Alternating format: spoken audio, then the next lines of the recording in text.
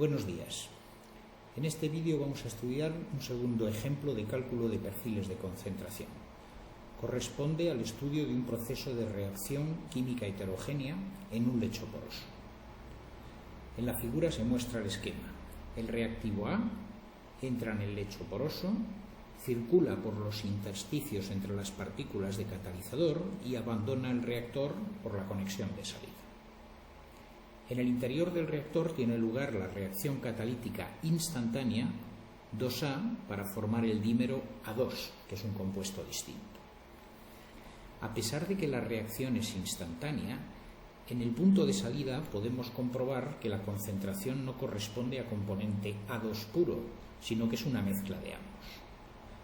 Tal como explicamos en la lección introductoria, esto se debe a que existe un proceso de transferencia de materia entre el gas y la superficie de las partículas. Esto, como ya hemos dicho, es lo primero que tenemos que entender antes de abordar el estudio. El gas que está circulando entre los intersticios no experimenta ninguna reacción. Para que lo haga, las moléculas de gas tienen que llegar hasta la superficie de la partícula. Vamos a estudiar una porción de fluido cerca o en el entorno de una partícula. Aquí tenemos el esquema. La parte inferior corresponde a la superficie de una de esas partículas de catalizador. Vamos a admitir que es una superficie plana, para simplificar. Y esta línea superior representa el extremo de la capa límite. ¿A qué llamamos capa límite? Pues es la porción del fluido que está en el entorno de la interfase donde tiene lugar una variación de concentración apreciable debido al proceso de transferencia de materia. Ese apreciable normalmente se entiende como una variación superior al 1%. Y fuera de la capa límite, lo que admitimos es que, debido a la turbulencia del sistema, existe homogeneidad. Es análoga a la capa límite que estudiabais para flujo de fluidos en perfiles de velocidades. Las moléculas de A que están circulando entre los intersticios, en un punto dado del reactor, tendrán una determinada concentración que nosotros vamos a llamar XA0. Sin embargo, aquellas moléculas que están en contacto con la partícula experimentarán el proceso de reacción y se transformarán de forma instantánea en el dímero A2. Por lo tanto, en este punto, que vamos a llamar Z igual a delta, espesor de la capa límite, la concentración de A será 0. Debido a la diferencia de concentraciones entre el exterior de la capa límite y la superficie de la partícula, se establecerá una densidad de flujo de A, de acuerdo con la ley de Fick, que trata de igualar estas concentraciones. Estas moléculas de A que llegan a la superficie del catalizador se transforman nuevamente de forma instantánea en el dímero A2. El perfil de concentraciones de este compuesto es el complementario. Será máximo en la superficie del catalizador, igual a la unidad, y será inferior en el extremo de la capa límite. Tendrá una concentración 1 menos XA0.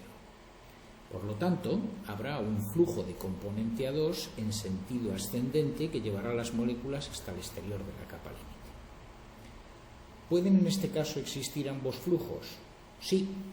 Tenemos una fuente infinita de A en la zona superior, todo el A que trae el flujo de gas que circula por los intersticios, y tenemos un sumidero infinito, puesto que toda molécula que toca la superficie desaparece.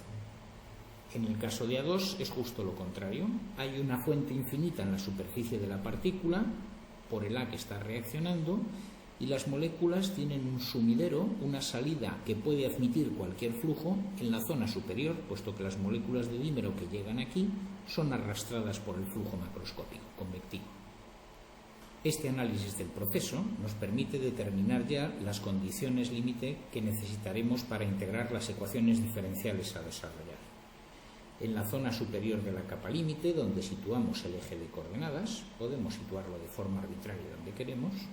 La concentración es la de la corriente que se arrastra por los intersticios en esa zona. Junto a la partícula, en Z igual a delta, la concentración será 0. En el siguiente paso debemos realizar un balance de materia al volumen de control que acabamos de elegir. Si elegimos el componente A para realizar este balance, vemos que las moléculas de A, que vienen arrastradas por la corriente, entran en la capa límite debido a esa diferencia de concentraciones y empiezan a difundir hacia la zona inferior. Entrarán, por tanto, al volumen de control por la cara superior y abandonarán el mismo por la cara inferior. Ya tenemos los flujos de entrada y salida. Respecto al término de generación-desaparición, ¿existe en nuestro balance de materia? La respuesta es que no. A pesar de que hay una reacción en el sistema, la reacción tiene lugar sobre la superficie del catalizador, no en el interior de la capa límite. Por lo tanto, el balance de materia solo tendrá en cuenta los términos de entrada y salida, y lo que nos dice es que todas las moléculas de A que entran por la cara superior deben salir por la inferior, porque en el interior no hay ni acumulación, al ser régimen estacionario, ni generación o desaparición. Los moles de A que están entrando por segundo se calculan, como en el caso anterior, multiplicando la densidad de flujo por la sección del volumen de control, por la superficie de la partícula que estamos considerando. Esto se hace en la cara superior, Z. Las que salen se calculan de la misma manera, pero en la cara inferior, Z más delta de Z. Ahora debemos dividir por el volumen, como habíamos visto, y tomar el límite cuando tiende a cero. El volumen de nuestro volumen de control, que es un paralelepípedo, será la superficie de la base, que coincide con la superficie de catalizador considerada, multiplicada por la altura delta de z. Al tomar el límite después de dividir, cuando el delta de z tiende a cero, nos vuelve a quedar, como en el otro caso, la definición de derivada. Esta es la primera ecuación diferencial que obtenemos a partir del balance de materia. Esta ecuación diferencial debemos integrarla a continuación. Ninguna de las dos condiciones límite que tenemos permite calcular el valor de n a z. Por lo tanto, la única conclusión que podemos obtener en este momento es que ese n a z es constante, o lo que es lo mismo, es independiente del valor de z. La densidad de flujo de moléculas que atraviesan la capa de arriba es exactamente igual a la que atraviesa la capa de abajo o cualquier otra capa intermedia. Vamos ahora a calcular la ley de Fick e igualarla a la expresión que hemos obtenido en el balance de materia para n a z. Ley de Fick, término de transporte global de la fase, término difusional. Para poder utilizarla, igual que hicimos antes, necesitamos una relación entre las densidades de flujo de los dos compuestos. Para el vídeo intenta definir cuál es esta relación.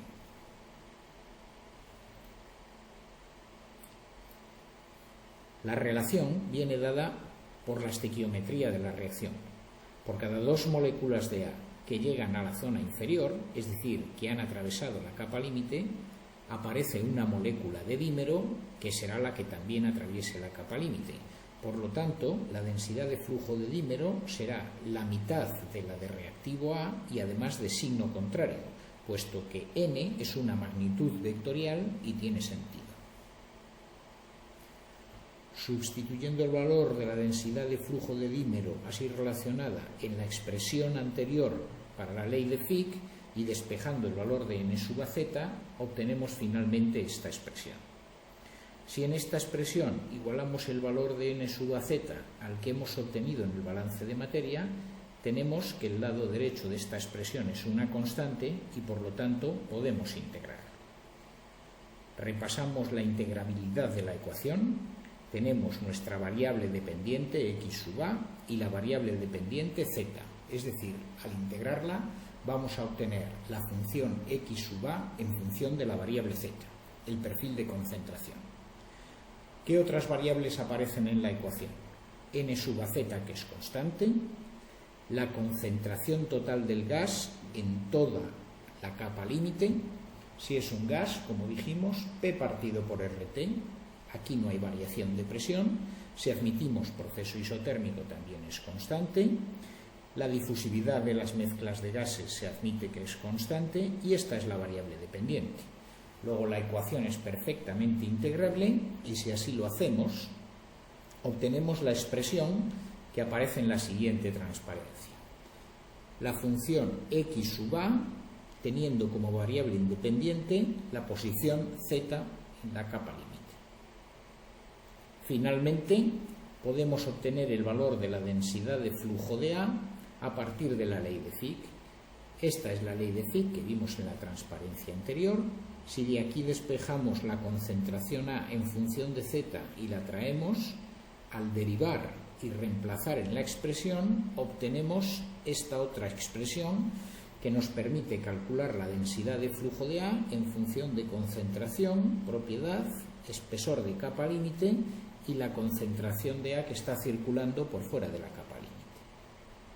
La densidad de flujo de A, así calculada, son los moles de A que por metro cuadrado de partícula y segundo están atravesando la capa límite y por lo tanto coinciden con la velocidad de reacción real que tiene lugar sobre el catalizador.